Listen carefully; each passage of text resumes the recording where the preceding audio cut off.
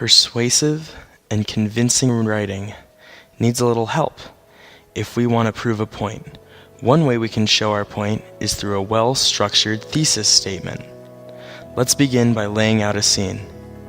Imagine that you come home to find the cookie cupboard wide open and an empty box of cookies on the table.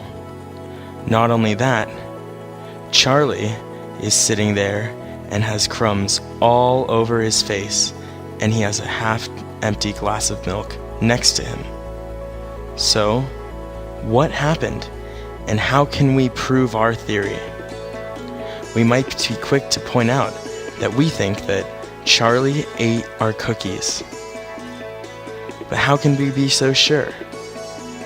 One way to show our argument is by using evidence to prove our point.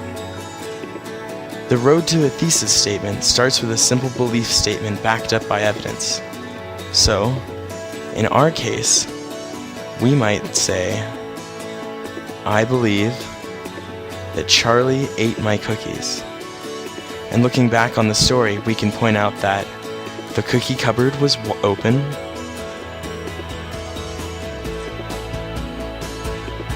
there was an empty box of cookies on the table,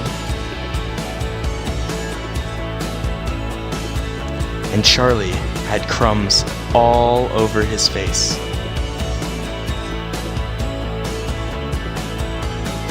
Now that we have the structure, we can lay this out in a nice, helpful thesis statement. I believe that Charlie ate my cookies because the cookie cupboard was open, there was an empty box of cookies on the table, and Charlie had crumbs all over his face. Now you can write your own thesis statements. We can use this form to convince anyone to do anything. We might convince our mom to drive us to this grocery store, and we could also convince her to buy us more cookies. Use thesis statements in your writing to be persuasive and convincing.